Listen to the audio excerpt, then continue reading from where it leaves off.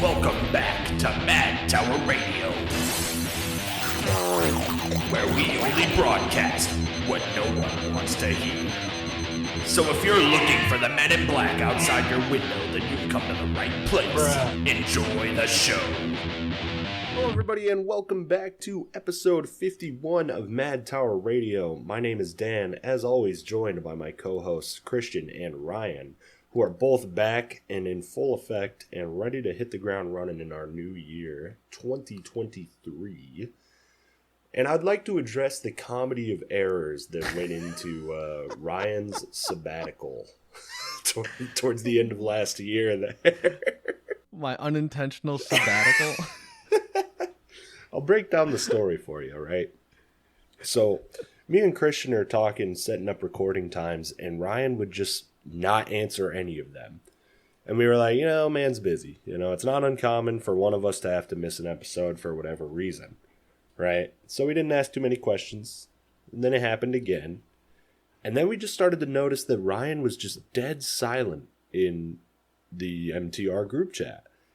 And one day we're on, and me and Christian are like, dude, we knew this day was gonna come that Ryan got too big for MTR, but I thought he'd at least have enough respect to tell us that he doesn't want to do the show anymore or tell us what's going on. But man, and how do we bring this up to the guy? And so finally we're just sitting there playing video games in our other group chat. It's me, our other friend, and Ryan, and I'm like, this might be awkward, but I just gotta know. So I was like, Ryan, what's up, man? You don't want to do MTR anymore? And he's like, no, I was gonna ask when the fuck you guys recorded that Anthrax episode, because I'm just not getting it.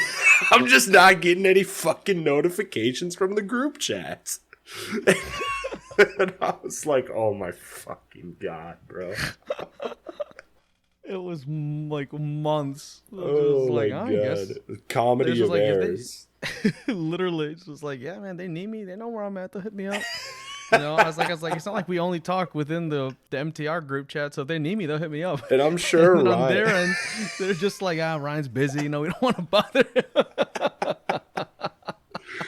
I'm sure you were sitting there it's not that weird that we get oh no, what is this, our fifth time missing a couple weeks of recording? And, Dan will rally the banners when we're ready, Oh my god, that was funny as fuck, man. But yeah, Ryan's back due to a comedy of errors. And, we're just easing on into the new year, and I don't know, it doesn't really feel any different. On Mad Tower Radio, this is the podcast about ghosts and ghouls and goblins and cryptids and conspiracies and weird science, weird history, weird facts, weirdos. We're weirdos. And we get on the internet and we make a show about it. And sometimes we lie. Yeah, sometimes we lie straight to your face. We're out here propagating misinformation. We didn't decide topic order before we started the episode, so we're going to do it live. Yeah, all you gotta do is point a finger and one of us will go, Ryan, who do you want to hear from? Since you got scammed. Since I got scammed, I kind of want to hear about the weapons. But let me tell you about my scam real quick before we get into this. I was really invested in this. I'm a huge Lovecraft fan, and there was this thing about Middle Eastern Lovecraftian gods and how that might have influenced Lovecraft, and he'd heard of it. And it ends up the whole book where I was pulling all my stuff from, right at the very end, it was just none of this is real. Damn. You gotta own that. He pulled an MTR on me. Dude, Can you believe that?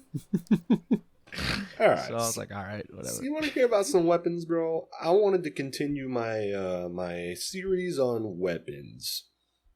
This one's a little weird. I said I was going to go with a conventional weapon, which I originally said, something that would be carried by a guy on a battlefield, and I lied. That's not what we're going to be talking about. I actually had to zoom the lens out a little bit so that we could get broader strokes, and decided to go with a weapon that you would see on the battlefield. And interesting. The weapon that I went with was a laser-induced plasma channel. I was racking my brain and trying to think of something scarier on the battlefield than, a stick that fucking deletes you, right? It's hard to get much scarier than that, especially with how fine-tuned we have them today, where they're fucking automatic You know, they got like massive fucking ranges. They take less than a minute to reload. Like, guns are scary. Guns are in a really, really, really good place right now. They've been pretty fine tuned, and I thought it really didn't get better than that until I found out about the laser-induced plasma channel. Right? Do you have any guesses as to what that might be, just off the name?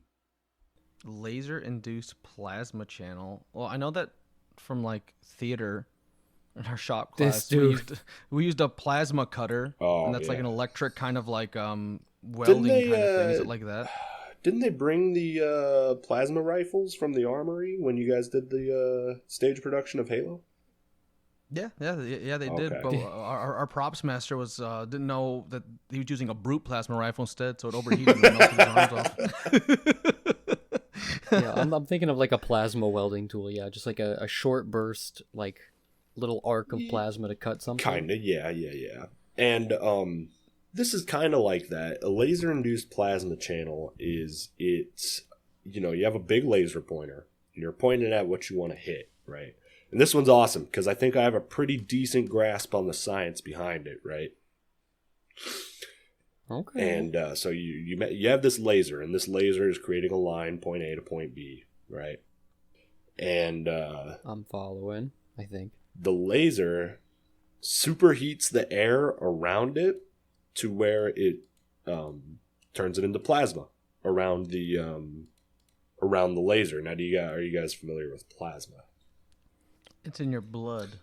Yes, but not that plasma. I'm talking about the fourth state of matter plasma. Yes, sometimes it's in the sky. Like yeah. Evangelion. I mean, oh yes, we did talk about that. Yeah. The easiest example of that kind of plasma is lightning, right?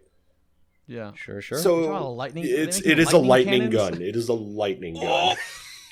That's nice. No, I like that. That's badass. Yeah, and these things have been tested, mostly off of Navy ships. That's where you're going to see them a lot. I made you that handy dandy infographic earlier of. So the little ship on there with the laser, like, I didn't make that. That is like actual footage of the shit. You know? Oh, you're talking about like the little like light beam shooting off the bow of that ship? Yeah, and it's hitting Ava 2.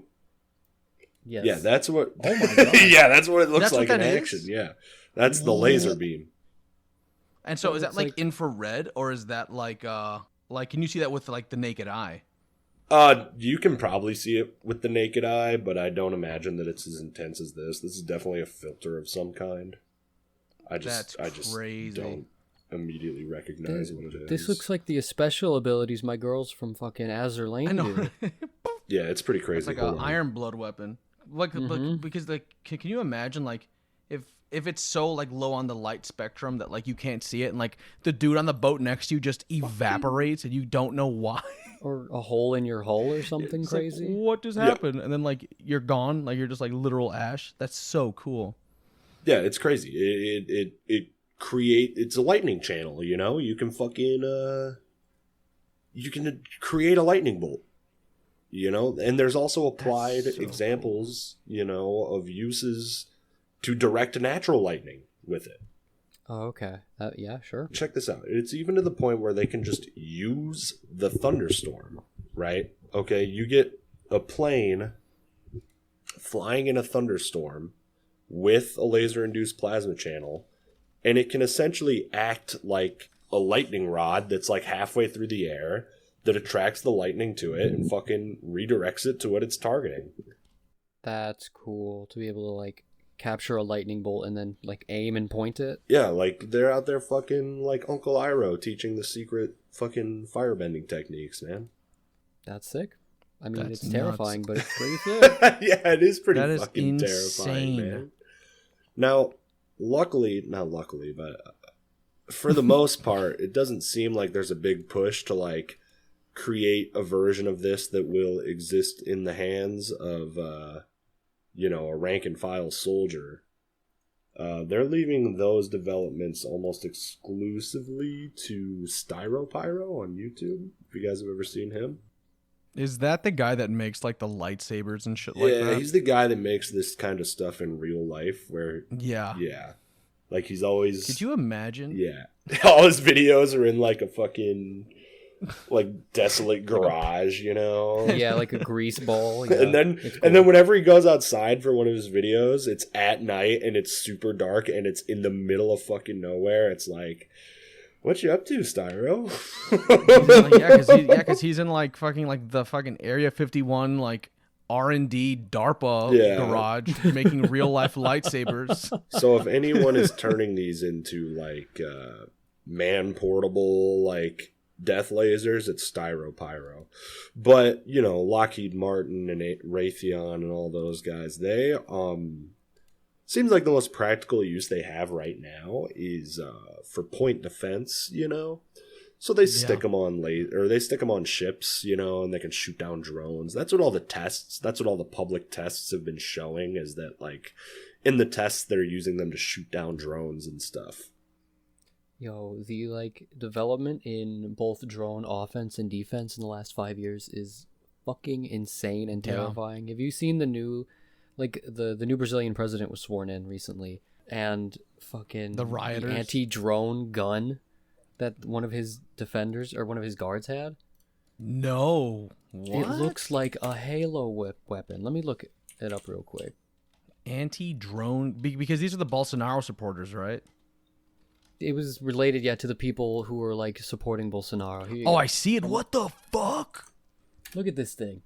That's like a Men in Black. What is that? Anti-drone tech is horrifying. Dude, hold on, check this out. That guy has the Spartan laser. That thing is overly engineered. Because look at this. I remember when I was in the Army, I was out in the field one time and we were doing a whole big fucking pretend war in Atropia. And some dude thought I was someone else and basically came up to me and he's like, yo, dude, where's the fucking drone buster at? And I'm like, the drone buster. I'm like, the drone buster? And I'm like, what the fuck's the drone buster? And he's like, oh yeah. And he just explained it to me really quick that it's, you wield it like a radar gun, like you're a cop. You just point it at the drone. We need the Gauss cannon. What does it do? Does it like it's like an EMP burst, or is it like just nothing, down it like stops? It's all an invisible action to the human eye, but yeah, it just essentially fucking drops it out the sky. That's crazy, dude. Okay, but look at how intimidating the Brazilian. That one is pretty fucking crazy. It looks like that is nuts. Like I would think that would be not only a drone disabler, but a human disabler as well. That looks like the shit that they found in like the District 9 lab. Yeah. You know, it does. Or like something that they added in like the fucking Arma 3 Alien DLC. But yeah, drones are nuts, man. Drones are nuts.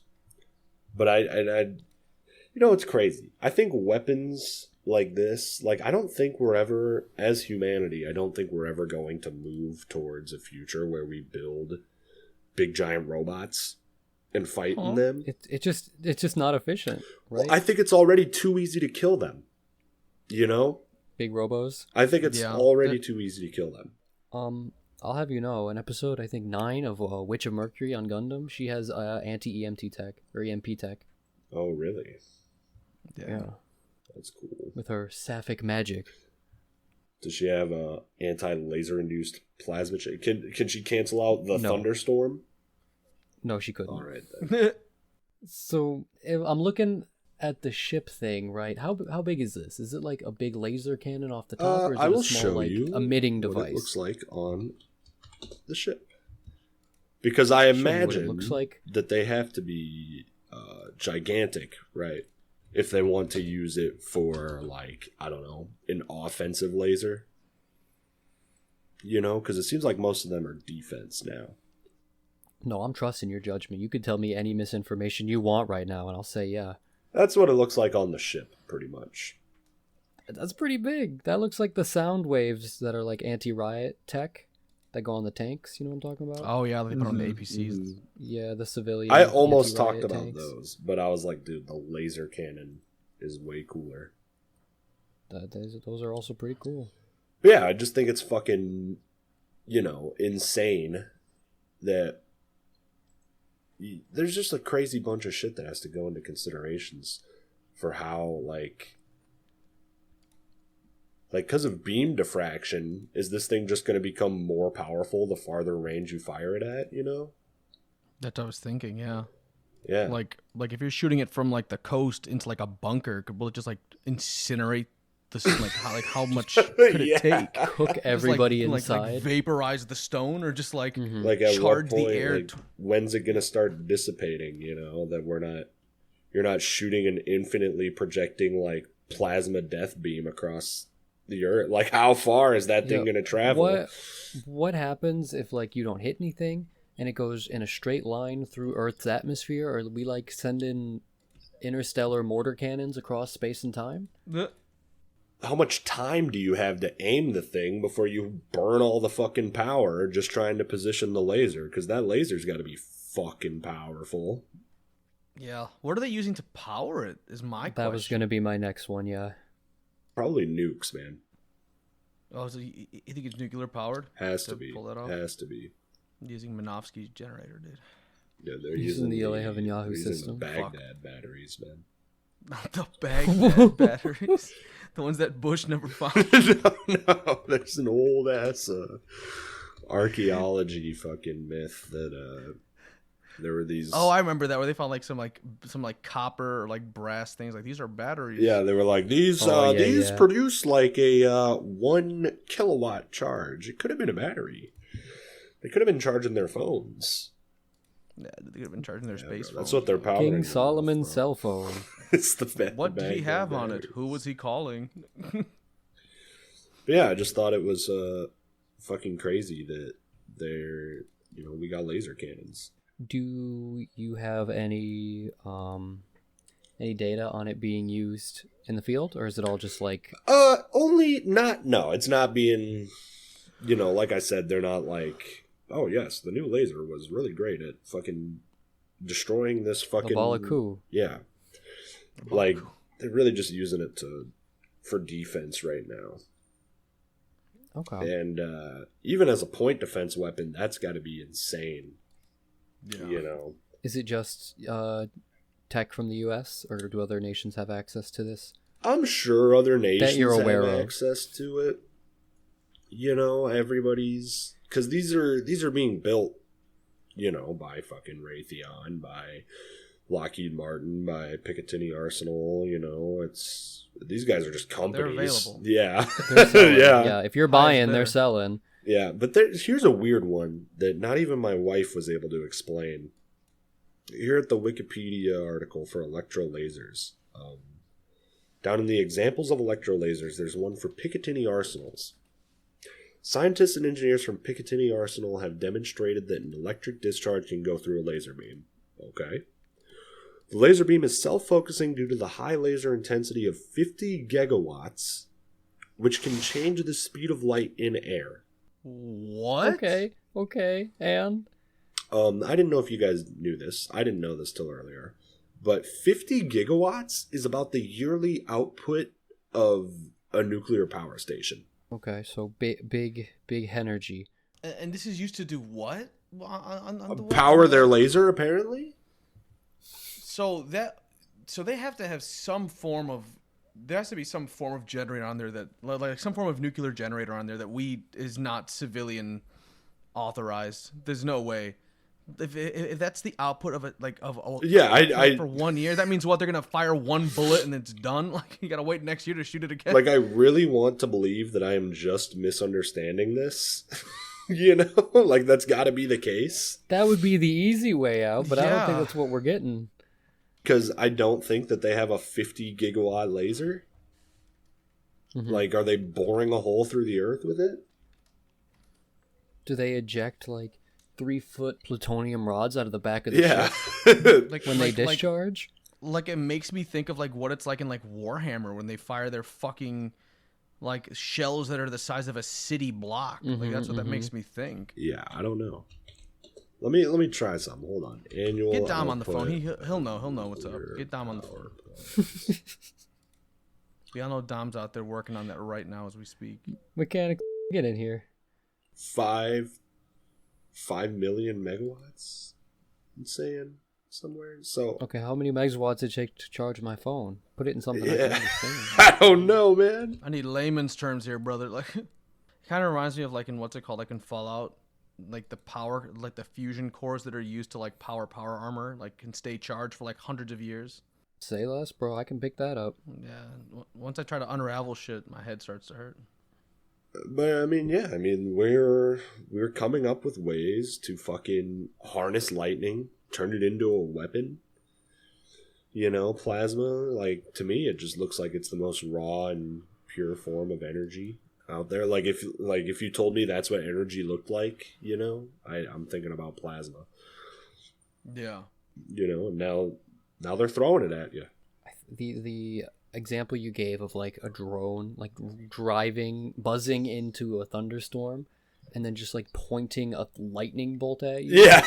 Just being it's like pretty lightning fantastic. Right here, please. I know, right? That kind of kicks ass. Could you imagine how scared like people would be like the moment they see like rain clouds on the horizon? They're like, "Oh fuck, we're about to get lasered." Dude, We're about to get Pillar of Dawn or fucking Hammer of Dawn. I gotta close this out with something fucking hilarious. So if you go on YouTube and you search laser-induced plasma channel, top result is plasma-induced lightning by Professor Simon. Now look at the second video down there. Laser-induced plasma channel weapon, top secret military light weapon. 14K guy sitting in his living room? Or 14K views 3 years ago by MJB. Yeah, dude sitting in his living room with what looks like a Wiimote. Now, skip to about 2:20. 2 minutes 20 seconds. And if I understand it right, this guy has made a rudimentary, unoptimized laser-induced plasma channel in his fucking living room. What the fuck is going on, dude? What does he want with it? Well, if you watch the first few minutes of the video, it's him like speaking some Slavic language. So clearly he's engaging in some sort of European demonic entity. Well, hold on. Now go to the description of the video. You can visit his site. Order this his online. Prestigious site. Facebook.com/anti-gravity schematics. Hey. Now, if you go to his site there, he has his actual website listed, antigravityschematics.com. When you get to antigravityschematics.com, I posted it earlier just to give you guys a little teaser. Is he hovering? This guy has also made anti-gravity hovering devices. Yes, this guy has also made anti-gravity platforms. Yeah. Now, he's not going to sell you an anti-gravity platform, but he will sell you the schematics. Okay. To build at home? Yes. Movies and documents. Build-alongs and documents. And how much does this cost? Like $2,000. Well, I'm looking at his menu right now. You want the Eternity Platform 3D? That'll be $2,000. You want the Ancient Vimana Mercury engine? That'll be $1,200. Yeah. You want the light decomposition triangle? $1,200. The light decomposition triangle? He's selling like Destiny items? Hold on, bro. Right? You want That's an exotic. He's selling Destiny exotic. Dude, you want the Predator invisibility cloak? That's what he called it? Only $2,500 for the Predator invisibility cloak, dude. Come on. Do we remember the fucking... like the Helldozer that dude made, like the how could Helldozer tank. I don't want to fuck with that because this guy's about to make this grav tank, and he's gonna roll up and just be unstoppable with it, dude. Like he's made stuff that they're making in Warhammer 40,000. Look at this, dude. Mm-hmm. The results of our research. Are there videos of him using some of these on things? the front page? On the front page of his website, he's flying that right thing. there. That blows my mind. Go to the front page of antigravityschematics.com. You can see him fly. You got to put this in the show notes, Dan, so people can go like get this guy is in the sky. Everyone, we're gonna crowdfund a hoverboard, and I'm gonna fly it off my roof. A real hoverboard, dude. He made them. They work. I don't know what this watch is on the background of his website. Is he selling that? Who knows? That's his next. He's gonna release that at fucking PAX 2023, dude. Oh, the time stop watch. You don't know about the time stop watch? Oh, dude, that must be the light decomposition watch. Yeah, like you aim it at somebody and just incinerate them. Or the old miracle box. The That's a destiny item. If you click them, it takes you to the video demonstrations of them.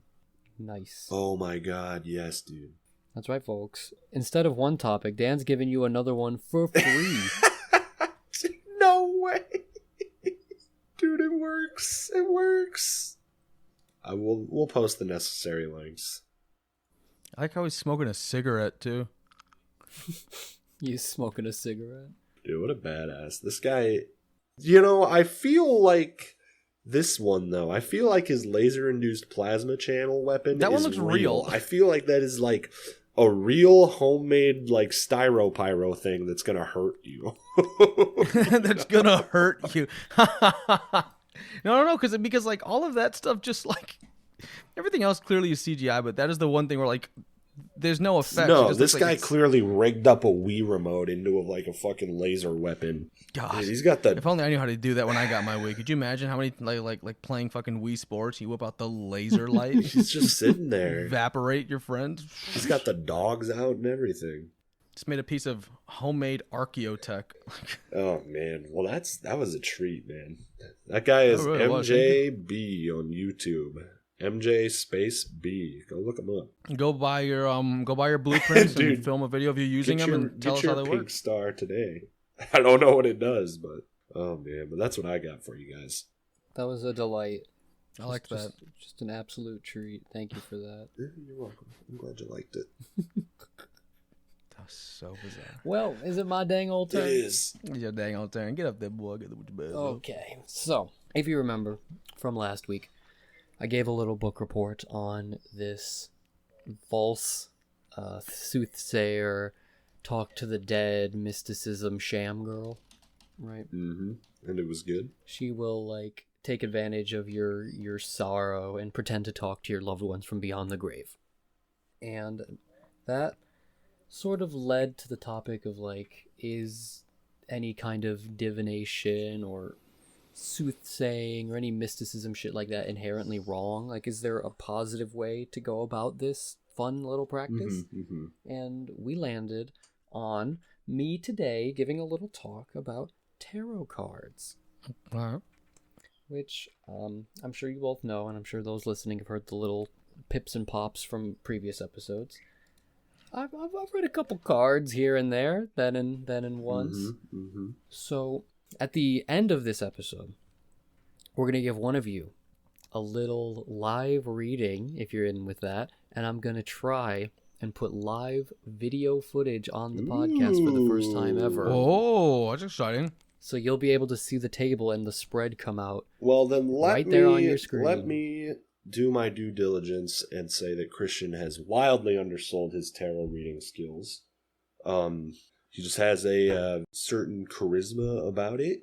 My wife, who has no interest in any sort of mysticism at all, and thinks this show is just one big fucking joke, he got her to enjoy a tarot reading. She thought it was fun. She was into it. So yeah, Christian's good with the cards. So the origin of my I forgot my partner listens to these shows now, so I gotta be a little calm here for a second. But they do?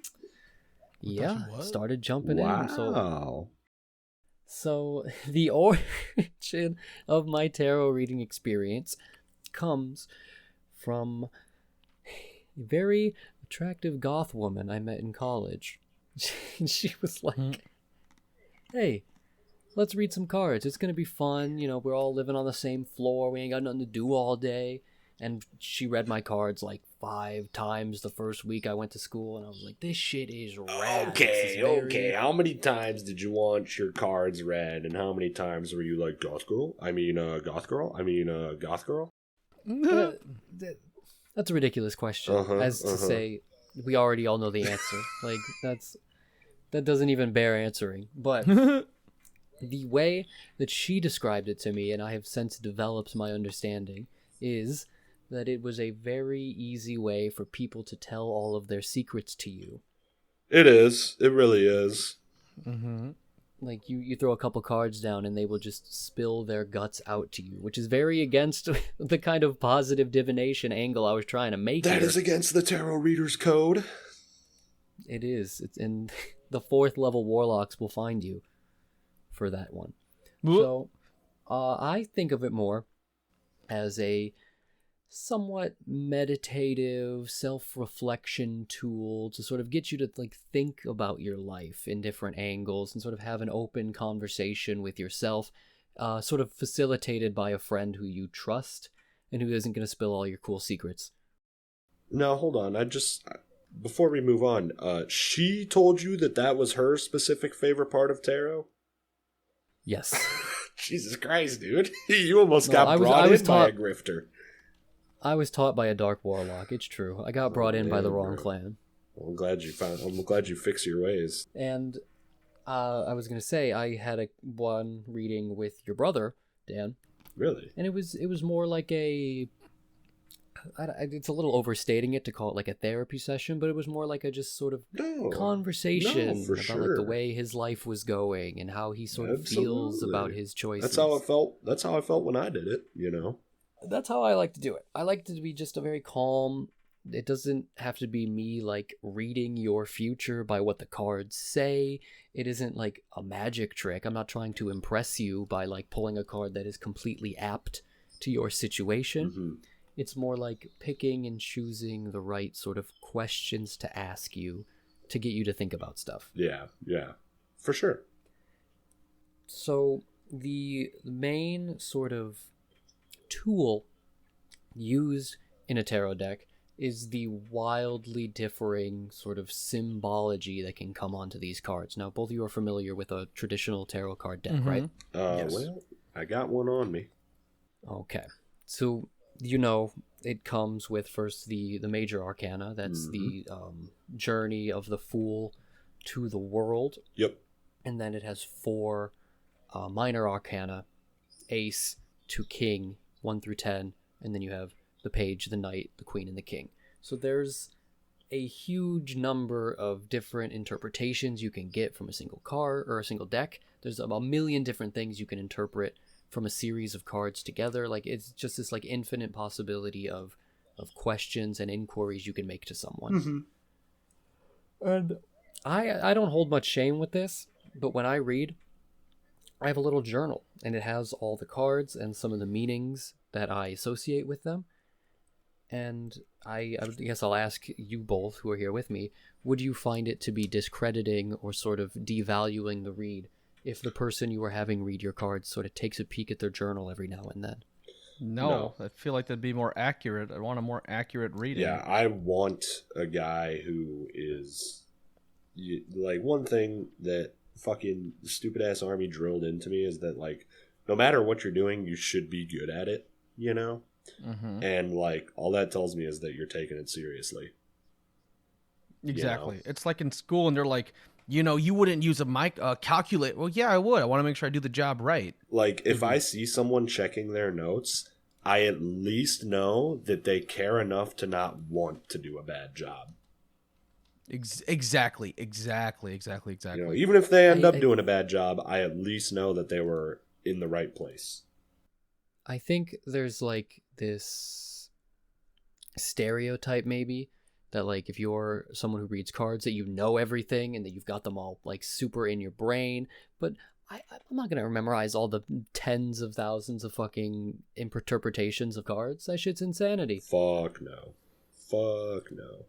And it doesn't make any sense. It's just like with any skill, where like they're not going to teach you how to be a fucking master at it. They're going to teach you the tools you need so that in 10 years you will be a master at it. Exactly. In 15 years you'll be a master. Like this is all you need to be the best at it. You just have to do it a fucking lot. And I do it a lot. I really don't think that tarot's any different. Now, the other problem is not every deck is the same.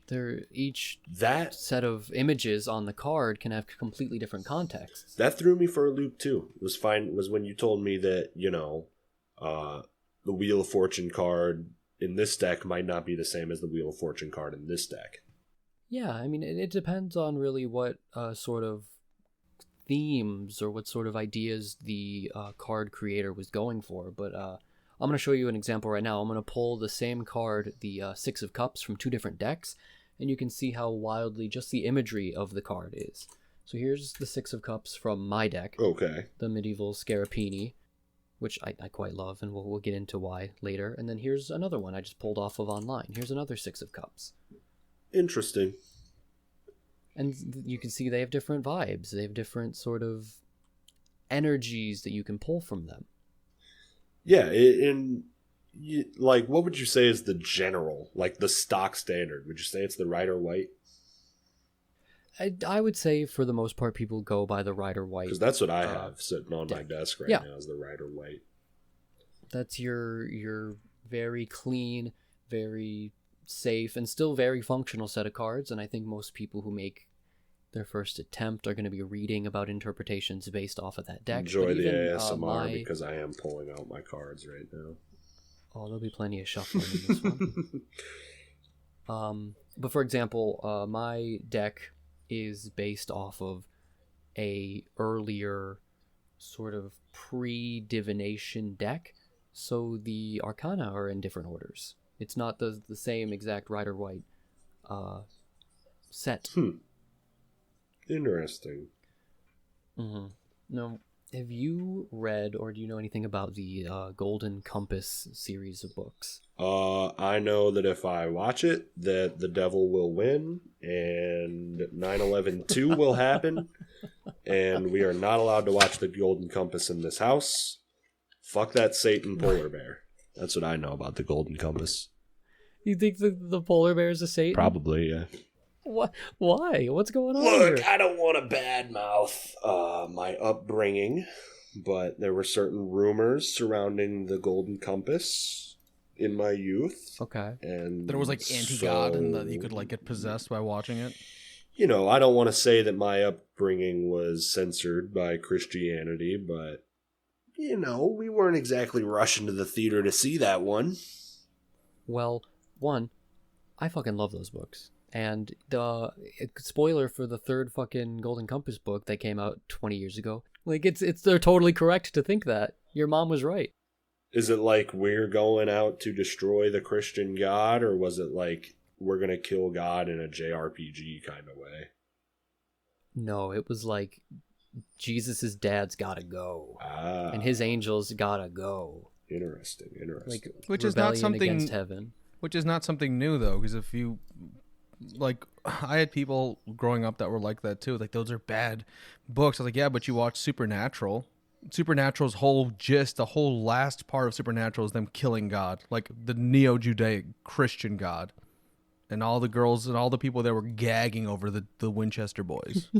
Don't they kill God and Spawn? I don't know if they ever got to killing God. I know that there was like a war in heaven. Spawn's so fucking good though. I fucking love the Spawn series.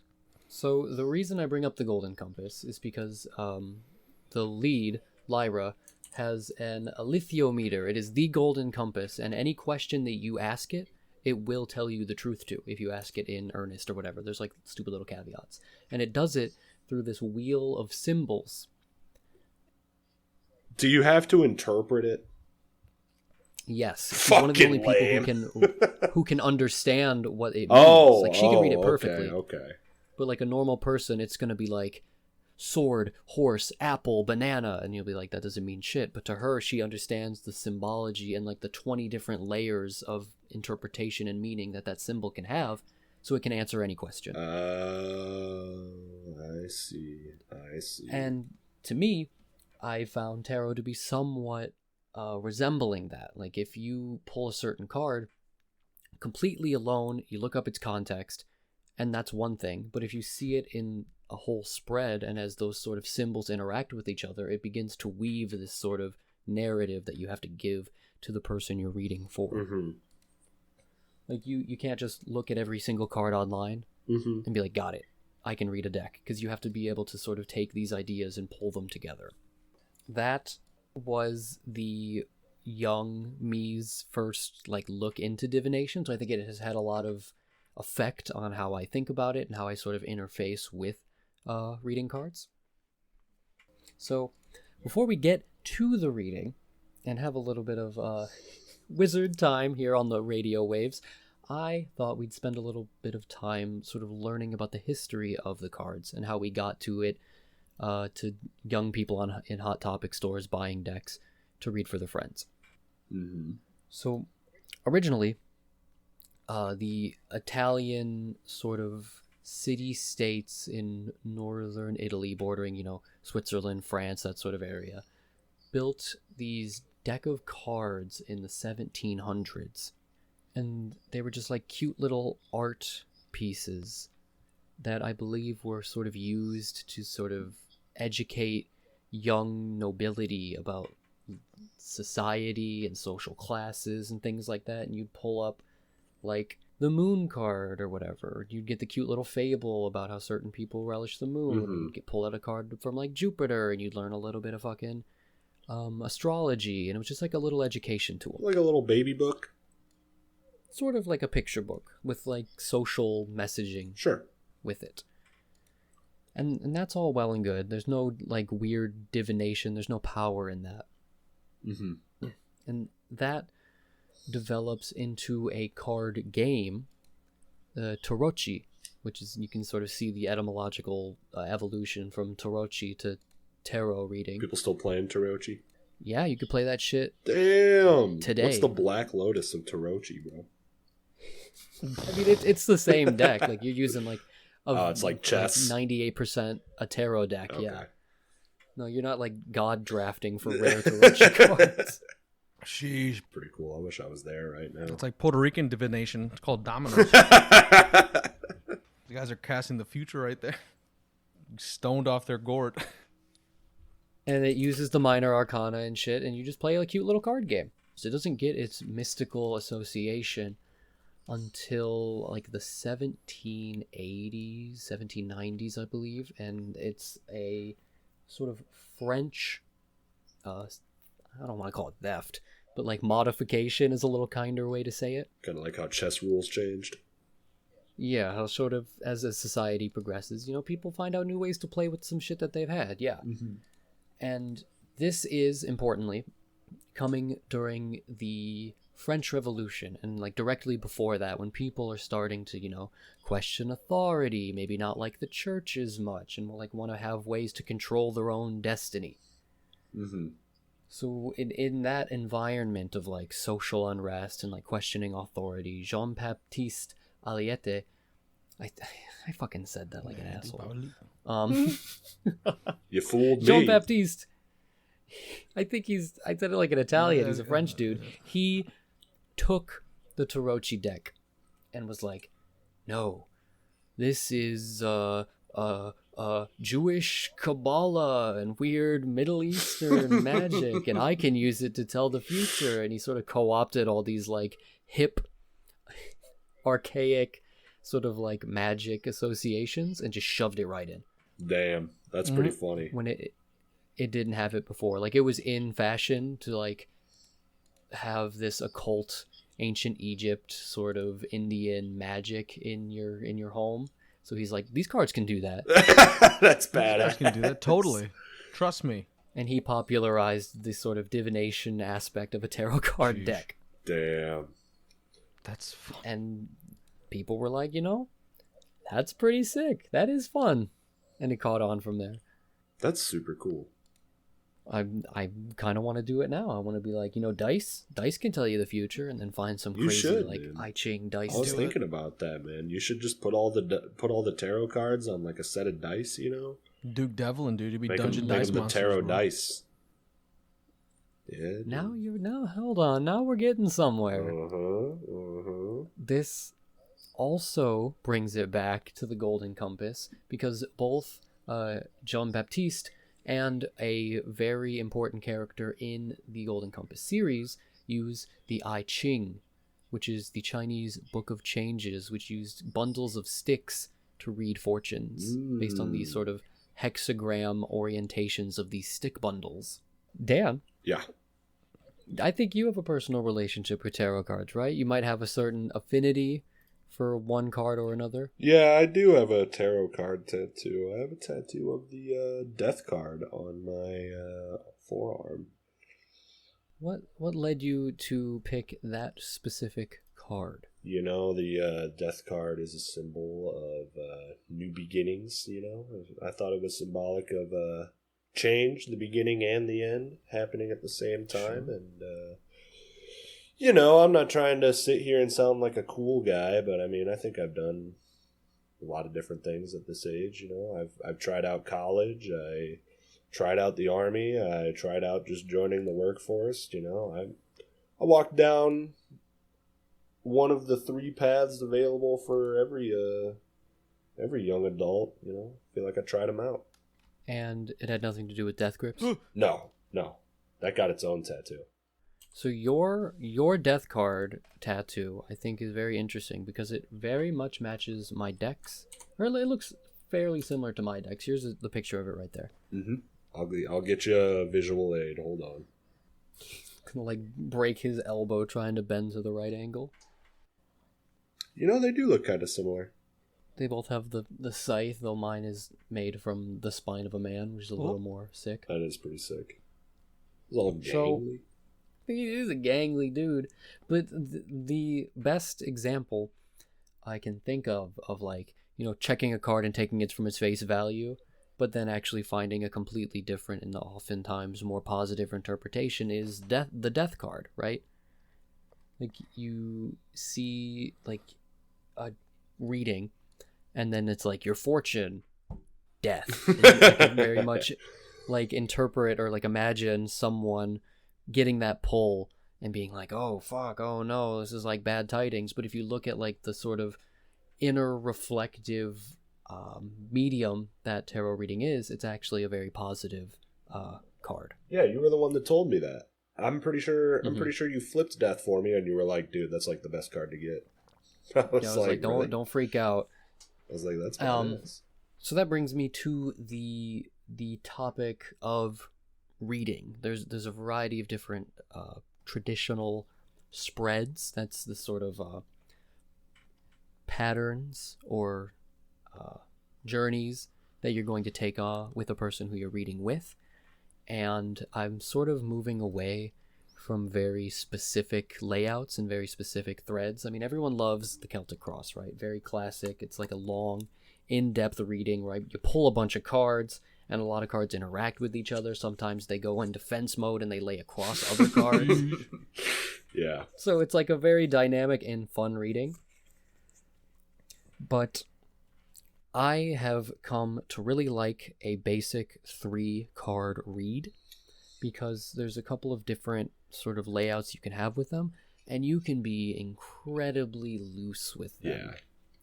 Yeah, you got like 6 more appointments today, 6 more readings you got to get to. If you want a Celtic Cross, that's extra, man. 3 cards in front of you.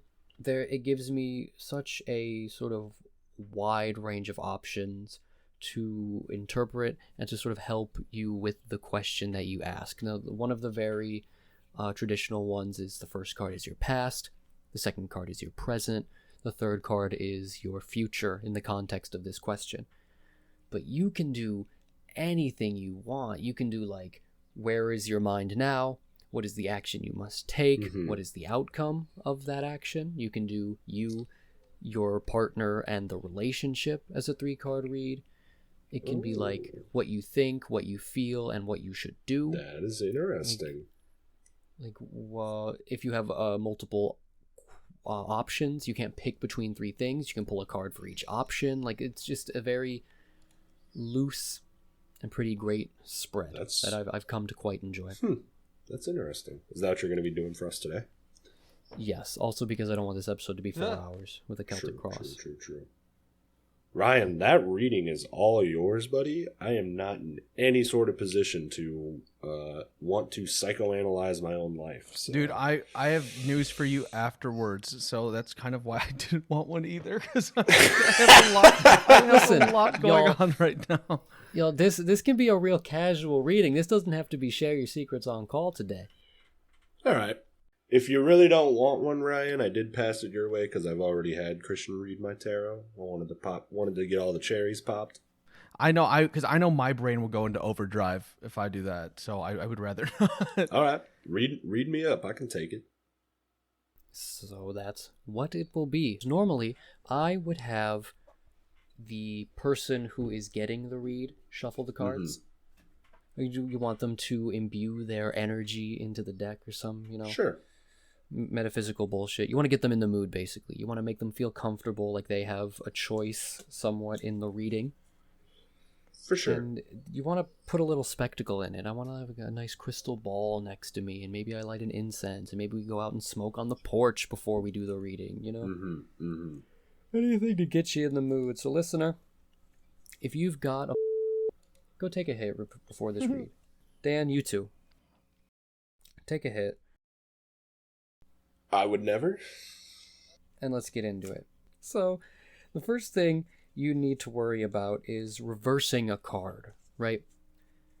So not only does every single card have an interpretation, but also if the card is reversed, it has a different, not always opposite, but a different lean on what the card is trying to express. So the first thing we need to do is establish, is the card facing me in a regular read, or is the card going to face you, which is going to be up on the camera? I'm live right now. You can see my hands on the desk. So let's say if the cards are down and they're facing me, that's just a regular good old traditional interpretation. Yeah. So the first thing we need from you, Dan, is how's it been going? You need to sort of examine anything in your life? I know some readers like you to ask a very specific question, but I'm not really like that. Man, I don't know. Has there been anything that you've sort of not faltered in, but have sort of like been itching at in a casual way? I guess. In a casual way. I guess I'm just looking for a way to shake up my routine, because I don't really got a lot going on outside of work right now. Feels like I just go to work and come home and rinse and repeat, Okay. So I think that is a very, very good, very juicy, and sort of perfect prompt for a read. I don't think you need specifically what should I do about this person and this exact situation. Like you can do that, yeah, but it just sort of narrows the fun that you can have with the cards. Well, I just wanted to paint some broad strokes. I feel like my Maslow's hierarchy is tended to pretty well. I'm just a little bored, Sure. That's something we can absolutely deal with. So let's throw out a little 3-card spread and see what we can find for you. So I'm going to pull you your first card, and that is ostensibly going to represent the situation that you find yourself in right now. That's the present. All right. Yes, currently in the present. Rip it and flip it, baby. Your first card is Temperance. One of the worst JoJo fights in the show. That's funny, man. I like the irony of flipping Temperance when I just threw out my vape. Exactly. You shared very recently with us that you had made some sort of did. What's the word? Habitual lifestyle changes. Change. We're Yes. going vapeless. And is that all forms? All forms of smoke? I'm weaning myself off right now. I got these Rogue nicotine pouches. No tobacco in it. It's not like some gross loose leaf shit like dip. Like it's literally like piece of gum kind of. Mm-hmm. But just wean myself off with those pretty much. In the vein of your quandary, I think it's quite appropriate. The Temperance is funny. like you're gathering all of your resources together. You're sort of prepping yourself for a change, whether you know it or you don't. Sort of energies are aligning, and you're sort of cultivating something within yourself. I think that's a pretty, appropriate. So, we have taken a very accurate look at the situation. I think you've very adequately expressed where you're coming from. So the next card is going to be advice on the action that you should take regarding that. All right. Oh my god. Oh my god, bro. This is fucked. So, when in a reading you get a lot of major arcana together, that sort of symbolizes a very dynamic or a very energetic Bro. situation. What the fuck, man? I'm instantly back to the last time you gave me a reading, and you also had to give me the, wow, bro, you're getting a lot of major arcana. Listen, I shuffled these boys a lot today in anticipation bro, of this I'm reading. fully enveloped in the magic. I think it's just me, bro. When you get a lot of major, these are very fruitful, very symbolic cards. There's a lot going on this bitch. So your next card, and it's symbolizing the action that you're taking, is the world reversed. Oh God. So that is it is a warning, let's say. Mm-hmm. So the story of the major arcana is the journey of the fool sort of going through the universe and acquiring knowledge and truth. And it follows through, he starts as the fool, goes to the magician and acquires magical knowledge. And then the high priestess, the emperor, the empress, the pope. Like, you're journeying through life's hierarchy until you're in these metaphysical entities. You're at death and the devil and the star and the moon and the sun. And the journey ends at the world. So it's a very auspicious, like, end of a journey kind of card. Like when the world shows up, it's either the completion of a cycle or the ending of a hard fought journey. So when it's reversed, it's sort of saying maybe this action isn't complete. Oh. Does that make sense? Yeah. Or like maybe the journey wasn't completely taken and that you shouldn't consider yourself at the end of it. What about not started at all? Or not. It could be not started at all. You know, some people don't put the fool at the beginning of the arcana, but they put it at the end. That's interesting. And so it sort of gives you that never-ending cyclical nature of the major arcana. I mean, I want to comment, there's stuff I want to say, but I mean, I can't give my whole private life away on this show, but I can see how that could apply to stuff that's going on outside this show, outside work, in my personal life. It's interesting. It could also say it's maybe not the right time. Maybe there should be a delay in the completion of this journey. Mm-hmm.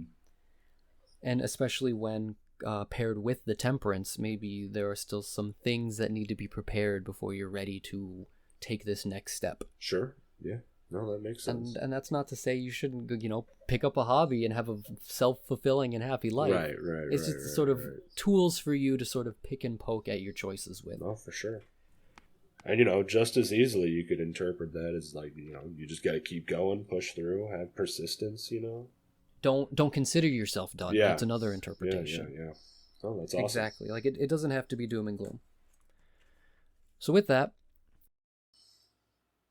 we will pull the third card. Ooh, this is a good spread. You got a rare pull. Oh. So as you can see here, damn, my whole ass is in this. I'm cropping these. That is the Page of Cups. Now, the Cups is often considered an emotional minor arcana associated with sort of reflection. And the Page is somebody who's available, who's sort of ready to take on the journey ahead of them. He's prepared. You see his in the little picture there, he's got his little drum, he's got his little notebook. Like he's content with himself, he's standing firm, and he's ready to take on whatever life is sort of offering him. Yeah. He's not only ready for himself, but he's ready for others. He's often a good listener and a good support for those around him. But often he can be a little naive or not completely accurate with himself on the state of the world or his surroundings. Like he can be a little, what's the word? Like idealistic. So looking at all three of the cards together, I think it helps paint a story of like someone who has brought themselves forward, ready for a change. Yeah. Who is on a journey, wanting to take something new in their life. And that, to me, it sounds like it's going to be a long task. It doesn't sound like something that's going to be a quick and easy answer. Yeah. The world, to me, in this spread seems to say there might be false starts, that there might be thinking that you are complete or that you reached your goal. And along with the Page of Cups, you might be pretty close to calling it quits, but not be exactly there. So all of that comes together to say, like, this is an endurance test. Like, if you want to find something in your life to break up the monotony, it's going to be something that's going to take a lot of yourself to sort of make it a long-standing, whether it's a routine in your life or a hobby or some kind of tradition you and your wife do to break up this sort of monotony. It's something that's going to take some work. No, that's really good. That was awesome. Yeah. Quick and easy, how does three that make you card feel? feel. 3-card read. It's pretty cool. I'd be interested to get a tarot reading from someone who doesn't know me as well, or at all, sure, just to see how they differ. Not to accuse you of being a grifter, but like subconsciously, considering how long we've known each other, how well we know each other, what subtle things are you able to interject without you even knowing, and I'm able to pick up on those, and does that make sense at all? Oh, I'll say it, bro. Tarot's grift. It's all a grift. Like, you just sitting there behind the cards hoping what you're saying is making any goddamn sense. And because I know you, it gave me a very healthy advantage. Yeah. But I lean into that and say I'm not, like, showing you a magic trick. And no, for sure. I think for sure. it didn't come off as I think card readings do in person, as more of a chatty thing. I think it was more of a lecture, and that's just sort of the nature of being away from each other. I have to upload a fucking picture to Discord. Right. No. I mean, even virtually, that was still a lot of fun, And that's essentially what a tarot read is. You sort of get to be up on your high horse and you get to judge people with these little cute pictures. If you're good enough at it, man, like the guy that you're giving the reading to, he thinks you're a fucking wizard. Sure. Like when you get good enough at it, you are really able to sell people on this. It kind of like goes cool. with that charisma of, I feel like, successful readers who do it, like you're saying, Dan, not knowing people, like let's say like, people who have like a storefront or like someone at like a carnival or a fair. They have they've been doing it so long, or they've trained themselves to read a person, kind of like how how like psychics do. They'll go and they'll kind of look at a person like real quick, kind of like Sherlock style. See like, oh, they have like a fucking video game shirt on, and they don't have a ring on their finger, so they're not married, and this and this and this and this. Hasn't shaved in 3 weeks. Exactly. It's like, oh, looking like a bum. Exactly, and then like based on the cards that they pull for them, move it around to what they would like to hear. Yeah. Because I know that if I was doing a reading, I'd probably go like the classic like good, bad, good, where it's like good card, bad card. They're like, or like not, they're not innately bad, but like you want to take them for a ride. Exactly, because that's what they're there for. They're there for a show, in a way. Like I don't think they think that. I think they go in there looking for answers, but nobody wants a straight answer. We want a show. Christian, do you open every reading that you do by asking who you're reading to basically choose what they want it to be about? My warlock mentor was very stringent in asking for a question. Like, ask me something, but don't say it. Mm-hmm. Don't say the question out loud. Just think it. Yeah. So a lot of her readings would be sort of spinning around a spiral, and she was very good at sort of subconsciously getting what the question was in your mind and being like, does this bear any relevance to the question that you asked? And through the reading, she would very accurately be able to offer advice on something she did not hear the question to, and it was fucking terrifying. That's scary, bro. Like, she read my shit. I didn't know you were out here going to like real ass astrologian school. Oh, she read a Celtic Cross on me, and just blew my goddamn mind once. And it's just scary how someone who's actually good at this can make you think they're a fucking wizard. Yeah, can pick apart your short answers and get to the heart of it so easily. Oh my god, I need to read more because I need these skills. Yeah, it's crazy, man. It's crazy, man. That was great. That was a good segment, man. And anytime one of you bastards wants to read, come on over. Yeah. One of you bastards wants to die.